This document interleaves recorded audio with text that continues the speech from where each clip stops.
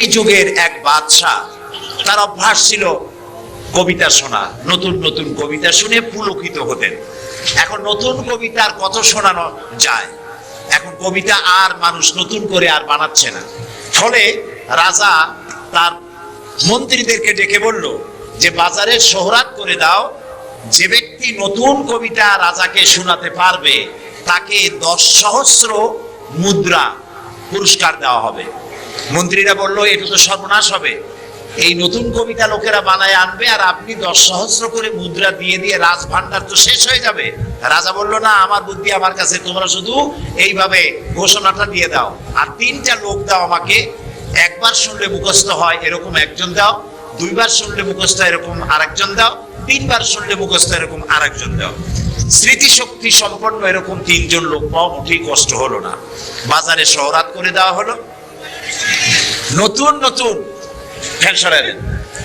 নতুন নতুন কবিতা তৈরি করে কবিরা আসতে লাগলো, দিচ্ছে। আপনারা থামেন না, আমি তো বলে দিয়েছি, ফ্যান সরাই দেন পিছনের দিকে, পিছনে লাগাই দেন আমার পিছনে।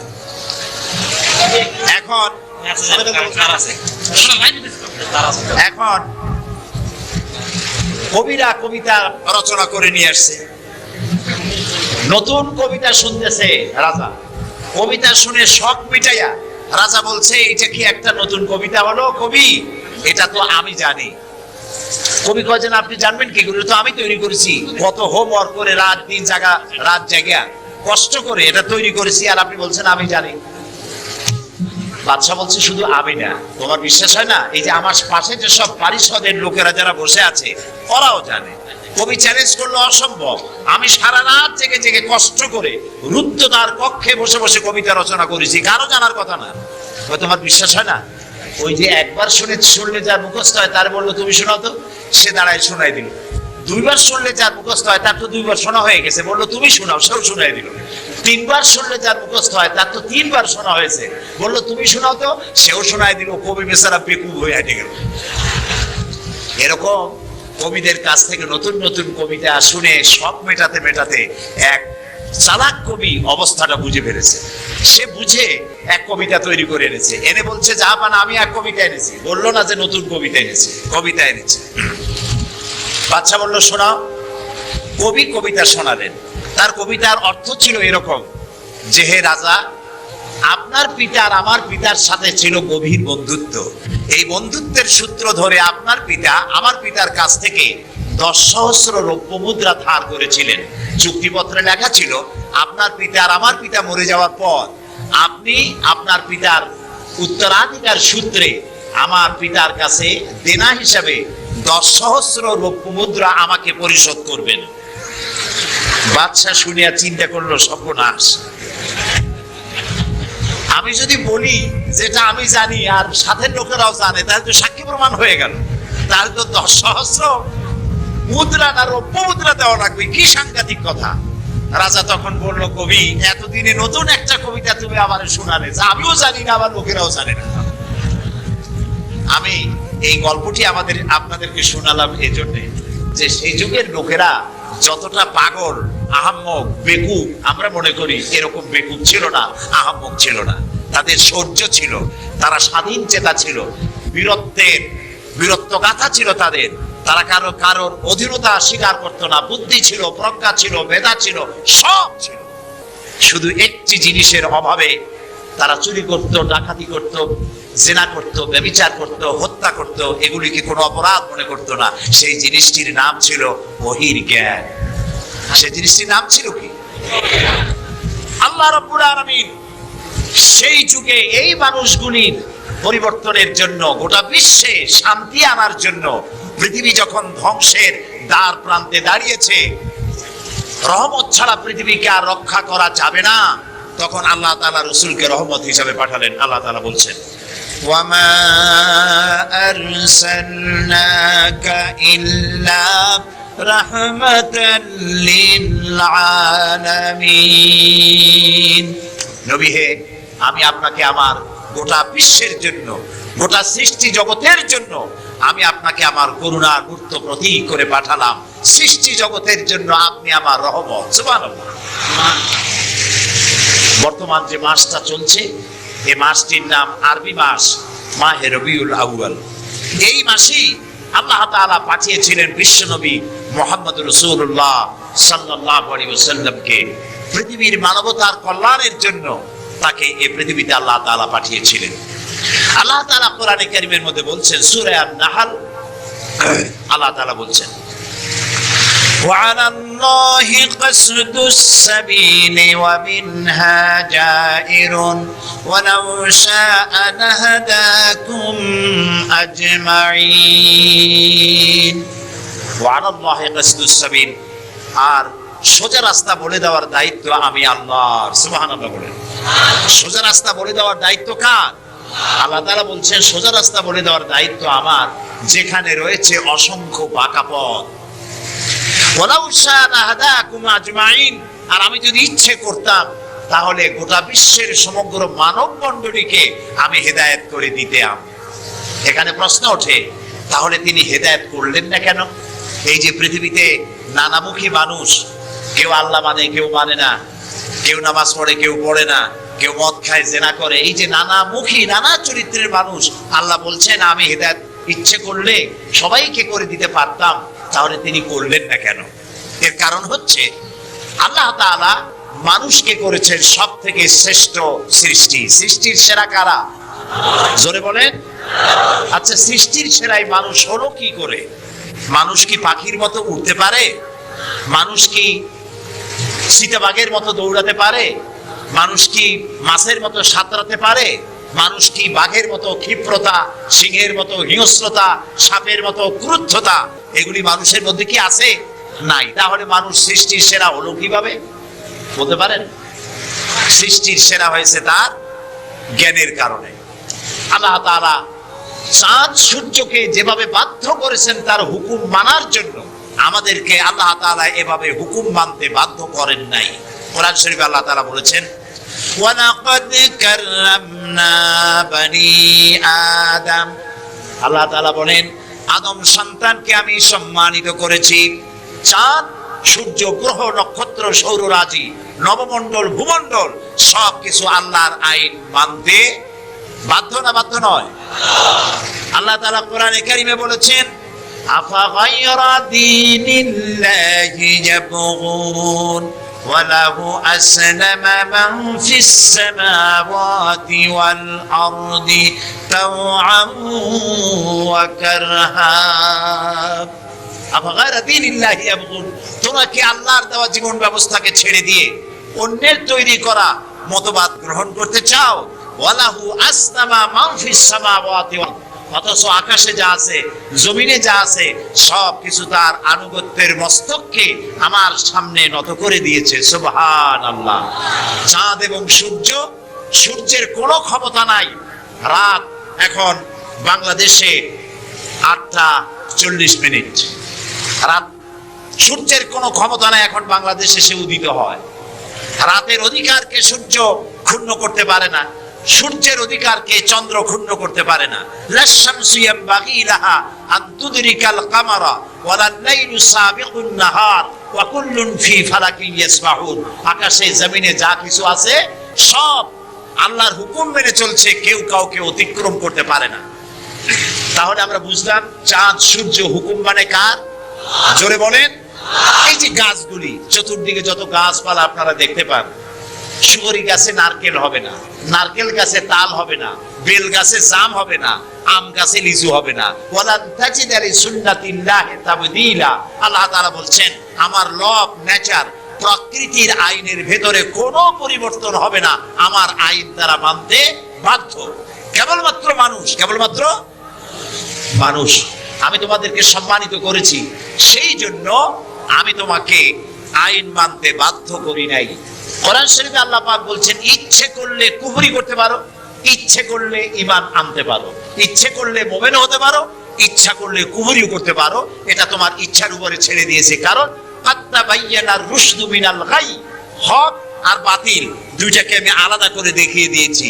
আসহাবুল ইয়ামিন, আসহাবুশ শিমাল, ডানপন্থী আর বামপন্থী দুইটা দল আমি দেখাই দিয়েছি। ডান দিকে, আর এটা বোঝার জন্য বিবেক দিয়েছি। কি দিয়েছি বলেন? বিবেক। বিবেক আছে আমাদের? আছে কিনা? বিবেক দিয়েছি বোঝার জন্য। ডান দিকে যারা যাবে এই ডান দিকের নেতৃত্ব দিবে নবীরা, আর নবীরা ডানপন্থীদেরকে সাথে নিয়ে চলে যাবে কোথায়? আল্লাহর জান্নাতে। আর যারা বামপন্থী তাদের নেতৃত্ব দেবে শয়তান। কে দেবে নেতৃত্ব? আমি বুঝি না মুসলমানেরা কেমনে বামপন্থী হয়। আমাদের দেশে কিছু মুসলমান আছে নামধারী, নাম মুসলমানের, কিন্তু নিজেদের পরিচয় দেয় তারা বামপন্থী। আছেন এরকম? এই সমস্ত বামপন্থীদের নেতৃত্ব দিবে শয়তান, আর এদেরকে নিয়ে শয়তান তাদেরকে নিয়ে যাবে কোথায়? আল্লাহ তাআলা বলছেন কাত্তা বাইয়ানার রুশদু মিনাল গাই, হক এবং বাতিলকে আলাদা করে আমি ভাগ করে দুটি পথকে দেখিয়ে দিয়েছি। এখন তোমার ইচ্ছা আমার উপর ঈমান আনতেও পারো, আর যদি ইচ্ছা হয় আমার সাথে কুহুরিও করতে পারো। যেহেতু তুমি গাছ না, সূর্য না, চন্দ্র না, তুমি মানুষ, আমি তোমাকে সম্মান দিয়েছি, সেজন্য তোমার এখতিয়ারই ছেড়ে দিয়েছি আর বিবেকও দিয়েছি। এই বিবেক দিয়ে তুমি বুঝতে পারবা পথ কোনটা। আল্লাহ বলছেন আমার দায়িত্ব হলো ওয়া আলাল্লাহি কাসদুস সাবিল, সোজা রাস্তা বলে দেওয়ার দায়িত্ব আমার। সুবহানাল্লাহ, আমি বলে দিয়েছি সোজা রাস্তা কোনটি। আল্লাহ তাআলা বলেন সূরা ইব্রাহিমের মধ্যে আলিফ লাম রা কিতাবুন আনজালনাহু ইলাইকা লিতুখরিজান নাসা মিনাজ-যুলুমাতি ইলান নূর। আল্লাহ তাআলা বলেন হে নবী, আমি আপনার উপর একখানা কিতাব অবতীর্ণ করলাম। এটা একটি কিতাব নাজিল করলাম এই জন্য লিতুখরিজান নাসা মিনাজ-যুলুমাতি ইলান নূর, যাতে করে আপনি মানব মণ্ডলীকে অন্ধকার সমূহ থেকে আলোর দিকে নিয়ে আসতে পারেন। লক্ষ্য করুন কথা আল্লাহ, আমি কার কথা শোনাচ্ছি? অন্ধকার সমূহ থেকে আলোর দিকে নিয়ে আসতে পারেন। ওলামারা যারা আলেম তারা বুঝবেন, কোরআন শরীফে আল্লাহ তাআলা অন্ধকারের কথা যত জায়গায় বলেছেন বহু বচনে বলেছেন, এক বচনে বলেন নাই। আর আলোর কথা যখন বলেছেন তখন এক বচনে বলেছেন, বহু বচনে বলেন নাই। নূরের বহু বচন হলো আনোয়ার, এই শব্দটি কোরআন শরীফের মধ্যে নাই। আল্লাহ এখানে কি বলছেন? আমি আপনার উপরে কিতাব অবতীর্ণ করলাম এই জন্য যাতে করে আপনি মানব মণ্ডলীকে অন্ধকার সমূহ থেকে আলোর দিকে আনতে পারেন। অন্ধকার সমূহ কি? অন্ধকার সমূহ হচ্ছে মানব রচিত যত মতবাদ, এই সবগুলো কি বলেন সবাই? অন্ধকার। আর ইসলাম হলো আলো। অন্ধকারের অনেক রূপ হয়, আলোর রূপ হয় মাত্র, বলেন কয়টা হয়? দেখুন, অঙ্ক যেদিন পরীক্ষা হয়, ম্যাট্রিক হোক আর দাখিল পরীক্ষা হোক, অঙ্কের যে পরীক্ষাটা যেদিন হয় সেদিন অঙ্ক পরীক্ষা দিতে গিয়ে যাদের অঙ্ক ভুল হয় তাদের ফলাফল একরকম হয় না বহু রকম হয়? ভুল যা হয় কয় রকম হয়, আর অঙ্ক যাদের রাইট হয় তাদের কয় রকম হয়? একরকম। তাহলে এর দ্বারা কি বোঝা যায়? সত্যের রূপ একটা আর ভুলের রূপ অনেকগুলো। এই জন্য আলোর রূপ একটা, অন্ধকারের রূপ অনেক। যেমন বিদ্যুতের আলো, কেরোসিনের আলো, হেসাকের আলো, চাঁদের আলো, সূর্যের আলো, যত রকমের আলো আছে সব আলোর রূপ একটাই, কিন্তু অন্ধকারের রূপ বিভিন্নতর। সবে কাজেবের এক রকমের অন্ধকার, অমাবস্যার আর এক রকমের অন্ধকার, রাতের আধারের আর এক রকম অন্ধকার, মেঘাচ্ছন্ন হওয়ার আর এক রকম অন্ধকার, কুয়াশাচ্ছন্ন হওয়ার আর এক রকম অন্ধকার, দরজা জানালা ভেন্টিলেটর সব বন্ধ করে দেওয়ার আর এক রকমের অন্ধকার। অন্ধকারের রূপ অনেক আর আলোর রূপ একটা। আল্লাহ বলছেন কোরআন এই জন্য নাজিল করেছি লিতুখরিজান নাসা মিনাজ-যুলুমাতি ইলান নূর, মানুষের তৈরি করা যত মতবাদ সব অন্ধকার, আর ইসলাম হচ্ছে আলো। আল ইসলামু নূর, ইসলাম হচ্ছে আলো। আলোর রূপ একটা। আলোর রূপ কয়টা?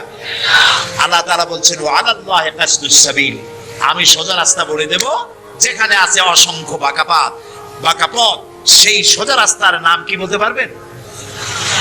মাশাআল্লাহ, আপনারা সবাই বলতে পেরেছেন। সেই ইসলাম, সেই পথের নাম ইসলাম। এই ইসলামের পথ প্রদর্শক ছিলেন আল্লাহর নবীরা। দুনিয়ায় যত নবী আল্লাহ পাঠিয়েছেন সমস্ত নবীরা হচ্ছেন ইসলামের পথ প্রদর্শক। কিন্তু বইপত্রে অনেক সময় একটা কথা ভুল লেখে, তারা লেখে মুহাম্মদ সাল্লাল্লাহু আলাইহি ওয়াসাল্লাম ইসলাম ধর্মের প্রবর্তক। এটি একটি ভুল কথা। প্রবর্তক অর্থাৎ যিনি শুরু করেন, যিনি যে জিনিসটা চালু করেন, তিনি ওইটার প্রবর্তক হন। ইসলামের প্রবর্তক হচ্ছেন আল্লাহ তাআলা, আর সমস্ত নবীরা হচ্ছেন প্রচারক, আর সর্বশ্রেষ্ঠ প্রচারক হচ্ছেন মুহাম্মাদুর রাসূলুল্লাহ সাল্লাল্লাহু আলাইহি ওয়াসাল্লাম। আল্লাহ রাব্বুল আলামিন তাকে পৃথিবীতে পাঠালেন ইসলাম প্রচার, প্রসার, প্রতিষ্ঠা এই কাজের জন্য। আল্লাহ তাআলা তাকে পাঠালেন এবং তাকে সর্বাধিক মর্যাদা দিলেন। এত বড় মর্যাদা আল্লাহ তাআলা পৃথিবীতে আর কারো দেন নাই। সুবহানাল্লাহ। কোরআনে কারীমের মধ্যে আমরা দেখতে পাই আল্লাহ রাব্বুল আলামিন যখনই কোন নবীকে ডাকার দরকার বোধ করেছেন, তিনি নাম ধরে ধরে ডেকেছেন। তিনি বলেছেন, ইয়া আদম, ইয়া জাকারিয়া, ইয়া ইব্রাহিম, ইয়া ঈসা, ইয়া মূসা। গোটা কোরআন শরীফ তন্ন তন্ন করে যদি তালাশ করা যায়, কোরআন শরীফের ভিতরে কোথাও ইয়া মুহাম্মদ এই শব্দটি, এই বাক্যটি কোথাও পাওয়া যাবে না। আল্লাহ তাআলা তার রাসূলকে মুহাম্মদ সাল্লাল্লাহু আলাইহি ওয়াসাল্লামকে কোরআনে কারীমে কোথাও নাম ধরে ডাকেন নাই। কেন ডাকেন নাই? তাকে মর্যাদা দিয়েছেন। সুবহানাল্লাহ। আল্লাহ রাব্বুল আলামিন নিজে তো নাম ধরে ডাকেনি নাই, বরং কোরআনে কারীমে আল্লাহ রাব্বুল আলামিন বলেছেন, ও পৃথিবীর মানুষেরা, আমার নবীকে তোমরাও যেন পরস্পরকে যেভাবে নাম ধরে ডাকাডাকি করো, আমার নবীকে তোমরা সেভাবে নাম ধরে ডাকবে না। আল্লাহ নিষেধ করে দিয়েছেন। কোরআনে কারীমের মধ্যে আল্লাহ তাআলা তাকে নাম ধরে ডাকেন নাই এবং তার মর্যাদা সমস্ত নবীদের চাইতে বেশি দিয়েছেন। পৃথিবীতে যত নবী এলেন, সমস্ত নবীরা এসেছেন যার যার এলাকার উপরে ভিত্তি করে, ভাষার উপরে ভিত্তি করে, গোত্রের উপরে ভিত্তি করে। মুহাম্মদ সাল্লাল্লাহু আলাইহি ওয়াসাল্লাম শুধু আরবি ভাষাভাষীদের নবী ছিলেন না, শুধুমাত্র মক্কার এবং মদিনার নবী ছিলেন না, তিনি বিশ্ব নবী। বলুন তো কি নবী? আল্লাহ রাব্বুল আলামিন কোরআনে কারীমের মধ্যে বলেছেন, কুল ইয়া আইয়ুহান নাসু ইন্নী রাসূলুল্লাহি ইলাইকুম জামিআ। আল্লাহ তাআলা বলেন, হে নবী আপনি বলুন, ও পৃথিবীর মানব মণ্ডলী, আমি আল্লাহর পক্ষ থেকে তোমাদের সকলের জন্য আমি রাসূল হয়ে এসেছি। কিয়ামত পর্যন্ত এই পৃথিবীতে যত মানুষ আসবে, সমস্ত মানুষের জন্য। রাসূল বলেছেন, শুধু মানুষের জেন নয়, আল্লাহর সমস্ত সৃষ্টি জগতের জন্য আল্লাহ তাআলা আমাকে রাসূল করে পাঠিয়েছেন। সুবহানাল্লাহ। নবী করিম সাল্লাল্লাহু আলাইহি ওয়াসাল্লাম পৃথিবীতে এলেন এবং আল্লাহ তাআলা তাকে এই সম্মান দিয়ে, মর্যাদা দিয়ে পৃথিবীতে কেন পাঠালেন? সূরা ফাতহার মধ্যে আল্লাহ তাআলা বলছেন, হুয়াল্লাযী আরসালা রাসূলাহু বিল হুদা ওয়া দীনিল হক লিইয়ুযহিরাহু আলাদ-দীনি কুল্লিহি ওয়া কাফা বিল্লাহি শাহীদা। আল্লাহ তাআলা বলেন যে তিনি আল্লাহ, যিনি তার রাসূলকে দ্বীনে হক আর সত্যের বিধান সহকারে পৃথিবীতে পাঠিয়েছেন। কেন? লিইয়ুযহিরাহু আলাদ-দীনি কুল্লিহি, যাতে করে তিনি মানুষের তৈরি করা সকল মতবাদের উপরে ইসলামকে বিজয়ী করে দিতে পারেন। এই জন্য আল্লাহ তাআলা রাসূলকে এই পৃথিবীতে পাঠিয়েছেন। সুবহানাল্লাহ। রাসূলুল্লাহ পৃথিবীতে আসলেন এবং তিনি চরিত্র দিয়ে, যুদ্ধ করে নয়, ইসলাম প্রচার করেছেন কি দিয়ে? বলেন, তরবারি দিয়ে নয়। ইসলাম মানে শান্তি, শান্তির ধর্ম। ইসলাম কিসের ধর্ম? শান্তির ধর্ম। মুসলমান কারা? যারা শান্তি প্রতিষ্ঠা করে তারাই। আর আল্লাহর এক নাম হচ্ছে সালাম। আল্লাহর এক নাম কি? বলেন সবাই, সালাম। আল্লাহর নাম শান্তি, ইসলাম শান্তি, মুসলমানেরা চায় শান্তি। সেই শান্তি প্রতিষ্ঠার জন্য মুহাম্মদ সাল্লাল্লাহু আলাইহি ওয়াসাল্লাম তরবারি দিয়ে ইসলাম আনেন নাই, তিনি ইসলাম এনেছেন তার অনুপম চরিত্র মাধুর্য দিয়ে, ব্যবহার দিয়ে, দিন প্রচার করে তার মাধ্যমে জনগণকে ইসলামের মধ্যে এনেছেন। কথা উঠতে পারে, তাহলে যুদ্ধগুলো হলো কেন? বদর, ওহদ, হুনাইন, তাবুক, এগুলো, ইয়ারমুক, কেন এই যুদ্ধগুলো হলো? এসব যুদ্ধ ছিল ডিফেন্সিভ। পৃথিবীর কোন ঐতিহাসিক কোন ব্যক্তি বলতে পারবে না যে মুহাম্মদ সাল্লাল্লাহু আলাইহি সাল্লাম সর্বপ্রথম আক্রমণকারী হয়েছেন কোন যুদ্ধে। বলতে পারবে কেউ? বলতে পারবে? তিনি তা করেননি। যখন আক্রান্ত হয়েছেন তখন তিনি প্রতিরক্ষামূলক যুদ্ধ করেছেন, আক্রমণাত্মক যুদ্ধ রাসূলুল্লাহ তার জীবনেও করেননি। সুবহানাল্লাহ। চরিত্র দিয়ে তিনি দুনিয়াকে বিজয় করেছেন। পৃথিবীতে যত নেতা আছে সমস্ত নেতাদের চরিত্র তো দুই রকম হয়। নেতাদের চরিত্র কয় রকম হয়? দুই রকম। একটা হয় পার্সোনাল ক্যারেক্টার, আর একটা হয় পাবলিক ক্যারেক্টার। একটা হয় জনগণকে দেখানোর, আর একটা হয় ব্যক্তিগত। রাসূলুল্লাহর চরিত্র এরকম দুই রকম ছিল না। একটু মাথা খাটায় চিন্তা করেন, পৃথিবীতে কোন নেতা আছেন যিনি জনগণের সামনে দাঁড়িয়ে বলতে পারবেন আমি ছাত্র জীবনে যা করেছি, যৌবনে যা করেছি, রাজনৈতিক নেতা হিসাবে গোপনে গোপনে যা করি, এসব কথাগুলি মানুষের কাছে, আমার দলের কাছে, দেশবাসীর কাছে খুলে বলে দাও, এরকম বলতে পারবে কেউ? একজনও পারবে না। যদি বলে তাহলে সব সর্বনাশ। এই পৃথিবীতে একমাত্র নেতা জনাবে মুহাম্মদুর রাসূলুল্লাহ সাল্লাল্লাহু আলাইহি ওয়াসাল্লাম। তিনি বলেছেন, ও আমার সাহাবীরা, ও আমার স্ত্রীরা, দিনের আলোতে আর রাতের আধারে আমার ভিতরে তোমরা যে আচরণ আমার দেখতে পাও, আমার ওঠা বসা, আমার চলাফেরা, আমার আচার আচরণ, যা কিছু আমার ভিতরে দেখতে পাও সবগুলি খুলে খুলে মানুষের সামনে বলে দাও। সুবহানাল্লাহ। রাসূলুল্লাহর চরিত্রের সার্টিফিকেট, তার আখলাক কেমন, এটা জানার জন্য হযরত আয়েশার কাছে কয়েকজন সাহাবী প্রশ্ন করেছিলেন, মা, রাসূলুল্লাহর কাছে বেশি সময় কাটাবার সুযোগ আপনি পান, তার ইনস এন্ড আউট আপনি ভালো করে জানেন, বলুন তো তার আখলাক কেমন, তার চরিত্র কেমন? মা আয়েশা বললেন, তোমরা কি কোরআন পড়েছো? বললেন, হ্যাঁ কোরআন পড়েছি। কোরআন কি বোঝো? হ্যাঁ কোরআন বুঝি। হযরত আয়েশা বলেন, কোরআন যদি পড়ে থাকো, কোরআন যদি বুঝে থাকো, রাসূলের চরিত্র আমার কাছে জানার কোনো দরকার নাই। যেটা কোরআন তোমরা পড়েছো, কোরআনের বাস্তব নমুনা যদি দেখতে চাও, আল্লাহর নবীর দিকে তাকায়া দেখো। তার চরিত্র হলো কোরআন। রাসূলুল্লাহর চরিত্র কি? কোরআন। রাসূলুল্লাহর নবুয়তের 23 বছরের জীবনে যা আছে 30 পারা কোরআনে তাই আছে। 30 পারা কোরআনে যা আছে রাসূলুল্লাহর 23 বছরের নবুয়তের জীবনে তাই আছে। বড় করে বলেন সুবহানাল্লাহ। এই ছিল রাসূলের জীবন।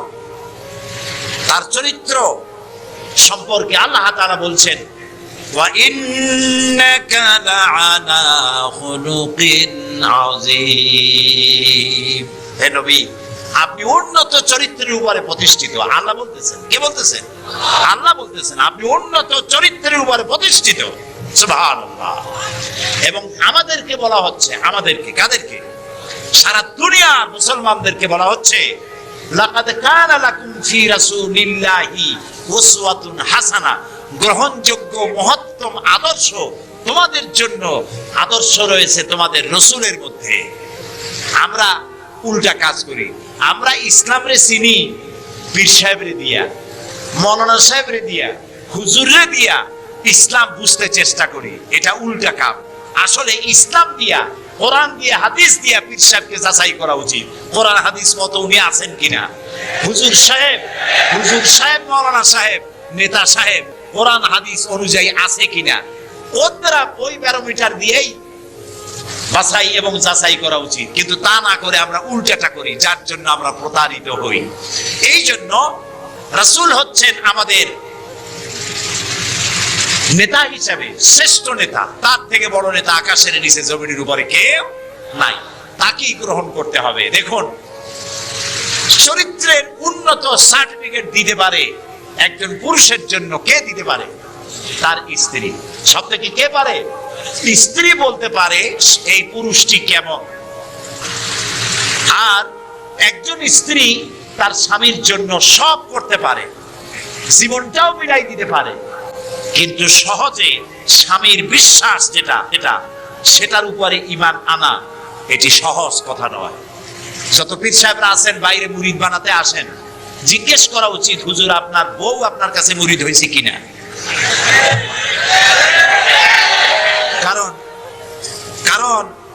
বউ জানে, বাইরে এসে যতই হুজুর অনেক কিছু নামের আগে মেসবাউল আরিফিন, সিরাজুস সালিকিন, তারপরে কি কুতুবে রব্বানি, গাউসে সামদানি, আশেকে পান্দান, সিয়াহে দান্দান, এই যতই বলা হোক না কেন, কিন্তু আসলে উনি কি ওনার বউ চাইতে কেউ ভালো জানে না।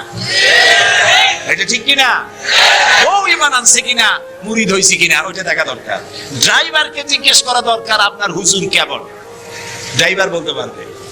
ওনার সাথে খাদেমদেরকে একান্তে জিজ্ঞেস করা দরকার হুজুর কেমন, ওনারা বলতে পারবেন।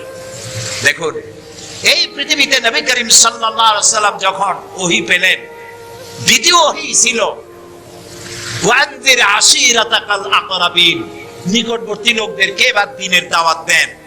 এই সর্বপ্রথম দাওয়াতের জন্য আল্লাহ তাআলা বললেন, আল্লাহর প্রতি, জাহান্নামের প্রতি ভয় দেখান, সতর্ক করুন মানুষদেরকে।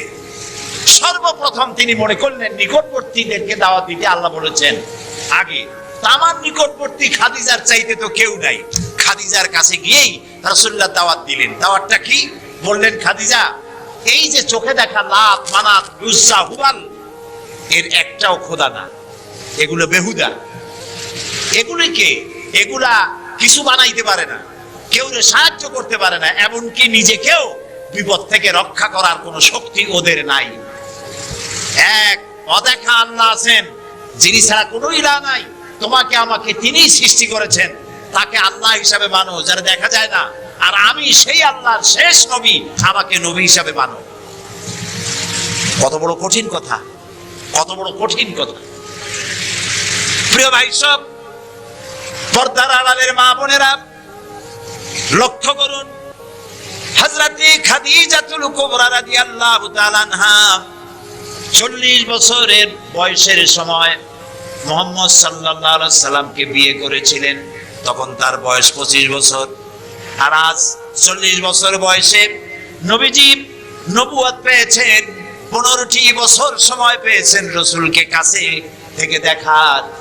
হযরতে খাদিজা যখনই দ্বীনের দাওয়াত পেলেন, অদেখা আল্লাহকে বিশ্বাস করতে হবে, মুহাম্মদ সাল্লাল্লাহু আলাইহি সাল্লামের নবুয়ত মানতে হবে, এই প্রশ্ন যখন সামনে এলো, হযরতে খাদিজা কোনো প্রশ্ন তোলেন নাই, এক মুহূর্ত দেরিও করেন নাই, সঙ্গে সঙ্গে পড়ে নিয়েছেন লা ইলাহা ইল্লাল্লাহু মুহাম্মাদুর রাসূলুল্লাহ। হযরত